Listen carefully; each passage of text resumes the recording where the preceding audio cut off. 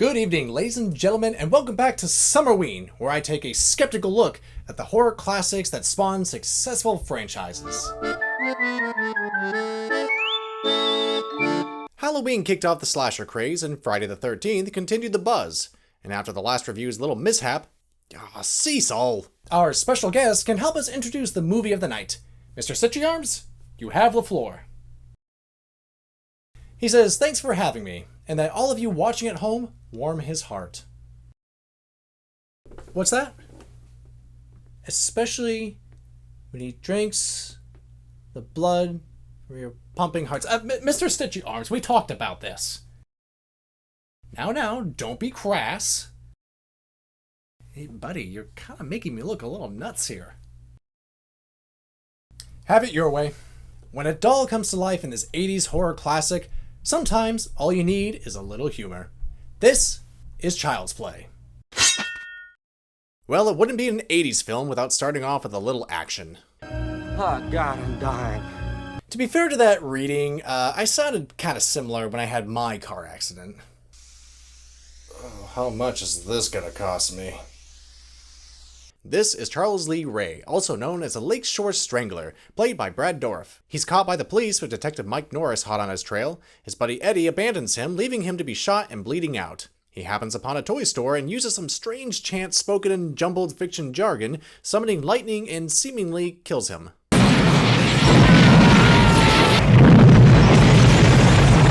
Boy, to see an explosion like that in the 80s, it's kind of weird not seeing Arnold, Stallone, or even Bruce with... Oh, there they are.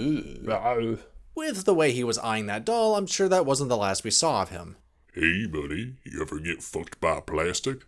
Oh, yeah, baby. What? I was being facetious. But shit, dude. Next, we meet Karen and her 6-year-old son, Andy, whose birthday is today. All he wants is a doll from his favorite cartoon.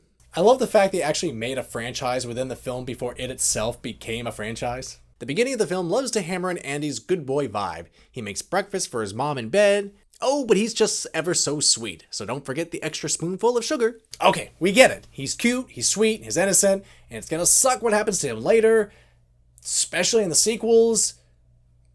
God. Karen is a single working mom who can barely afford the doll Andy wants, but her friend Maggie finds a homeless peddler in the back alley who's offering one of these very dolls she needs for half the price. Yeah, because that sounds safe. I mean, as long as you got your rape whistle, I guess you're fine. Hey, hold on, you! How do we know the damn thing isn't stolen, huh? Steal this. Yeah, steal this yourself. Wow, I didn't realize Child's Play was written by a bunch of middle schoolers. I think I dated him. Yeah, what? But Karen is made to stay late at work. Mrs. Barclay, are you happy with your job here? Nice to see retail work hasn't changed whatsoever. I'll take care of Andy for you. Peggy, you can't do it again. Don't be silly. It'll be the hottest date I've had in months. Why do you say such weird things? It makes this later line sound even worse. I have a date with a 6-year-old boy. Just a little bit. I can't imagine why. Maggie brings Andy home and sends him to bed, but... Chucky wants to watch the 9 o'clock news. Of course, we get a TV jump scare, with Chucky planted in front of it. Andy insists he had nothing to do with it. She doesn't believe him and gives him a goodnight kiss. What, no kiss for Chucky? That's why you gonna die next.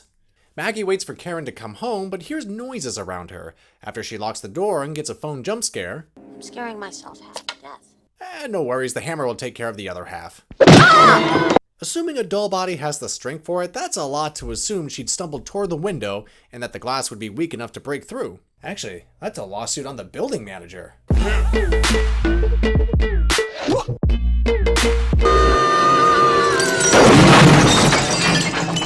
Oh, you should have given Chucky that goodnight kiss. Karen comes home to discover the terrible news with little evidence about what happened. You, got any idea what these are? A Blue's Clue. The detective's only suspect is Andy wearing a similar sized shoe. Oh, sugar. Huh, get it. Andy mentions Chucky saying a lot of nasty things, like Maggie deserving what she had coming and such. You know, creepy dialogue if it actually came out the mouth of a little boy.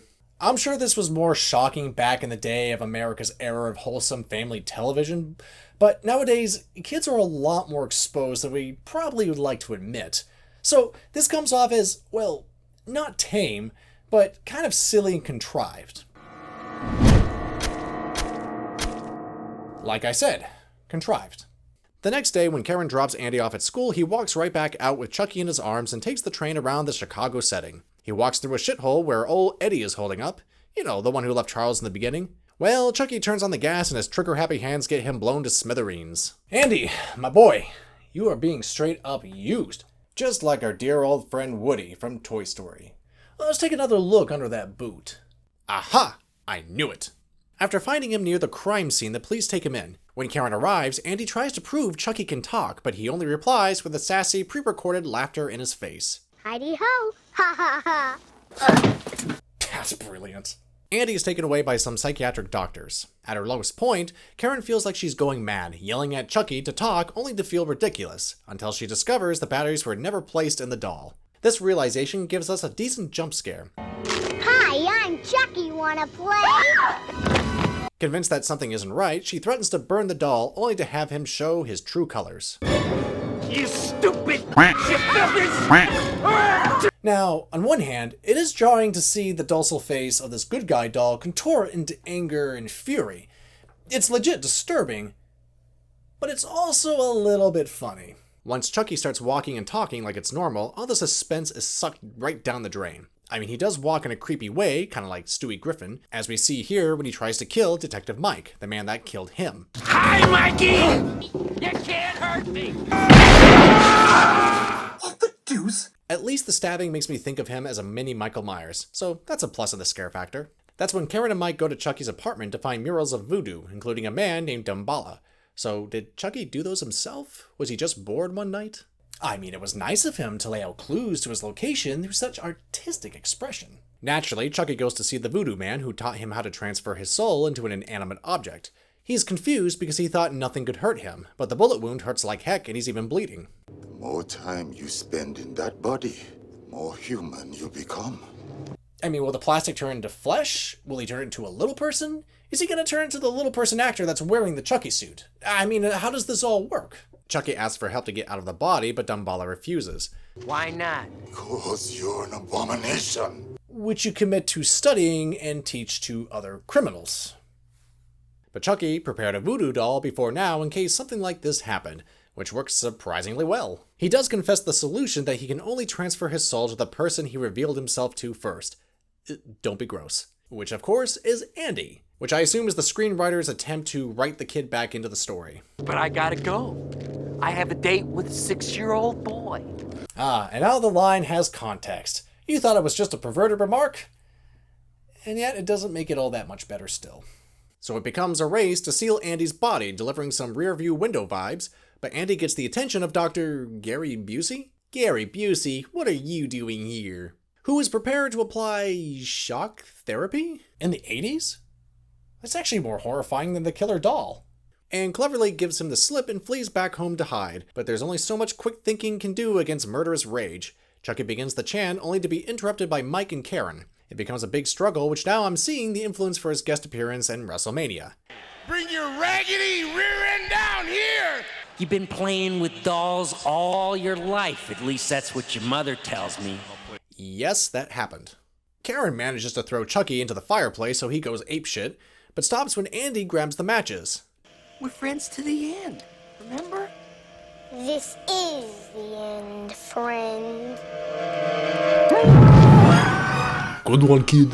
If there's any reason to find any scene in this movie kinda scary, it's this design. Holy shit, that's awesome. The way the round, unblinking eye bulges out of the smoldering skin and the human teeth makes for a skeletal look. The zombie walk, slow but determined, almost desperate, adds up to a terrifying little unstoppable force. Unless you blow him to bits. Even then, he keeps going, until... That should be a satisfying finish to such a tense scene, but his small body makes it kind of funny. Afterwards, Mike's partner comes in, not believing them of course, but a final jump scare convinces him otherwise. Despite that, no one believes them, winding Karen in a mental institute and Andy on a path of misery. But that's a story for another time. Indeed, Mr. Stitchy Arms. You know, despite this being a horror classic, I don't really see the scare potential here. The film at its core is teeming with tropes, but with some good execution, especially when Chucky reveals himself. Don't even. But I think most audiences would not find this the least bit frightening. So let's run through the breakdown. This final design is incredible. Okay, the small stature still adds some comedy to it, but the poise conveys a predatory determination. The burnt, hideous appearance adds to the ugliness of this monster as he attempts to murder a small child. The bulging eye, exposed teeth give a skeletal zombie-like appearance, making him look less human. This is the closest we get to Chucky being at his most terrifying, especially when his body parts are moving on their own, with a persistence that makes him even more monstrous. I mentioned Chucky loses all scare credibility once he starts walking and talking because the monster suddenly becomes more human. He becomes less unknown and more of a predictable killer. As I pointed out in my Halloween analysis, an emotionless face is much more terrifying. The blank state face conjures an unsettling feeling within us, because as human beings we communicate with emotion, and when we can't find it, it becomes unpredictable, dangerous, fearful. Chucky had that till he started walking and talking, destroying the image. Up till that point, it was unnerving when he made small movements or moved off screen, hiding his intentions, motives, actions, etc. The husk that is his body becomes scary because it becomes an unknown vessel of unpredictability. And I don't know, being blamed for your aunt's murder kinda sucks, electric shock therapy, the ambiguity of voodooism, which the 90s exploited because they didn't have the internet then, so they could misrepresent a culture to their heart's delight. And I can't help but mention the return of the point of view shot, which is given an interesting twist in this movie. Being at Chucky's eyesight, we're much closer to the ground, and therefore, it seems less human when we see that perspective. It's a shame too, because there is a great potential in horror within dolls. Dolls are a reflection of us, but without life. I think that's why a lot of people are scared of them. They're supposed to imitate innocence, children, even playfulness, but their lifelessness can be unnerving. Imagining one with an ill intent that is easily hidden within an emotionless husk is a disturbing notion. This idea has been explored way before this film in such famous examples as The Twilight Zone. So by the time this movie came out, it was already underwhelming and dated. So if you're looking for a spooktacular night, I can't really recommend this movie or any of its successors, which got progressively worse until its resurgence. Even still, there are better examples of scary dolls out there. So why was this franchise so successful? The character. Chucky has so much personality, it's iconic. But a functional celebrity a scary movie does not make. So guys, thanks so much for watching my Summerween special. Next time we'll take a look at one more franchise starter. So until then, pleasant dreams, and a special thank you to our guest, Mr. Stitch... Oh, Cecil, not again!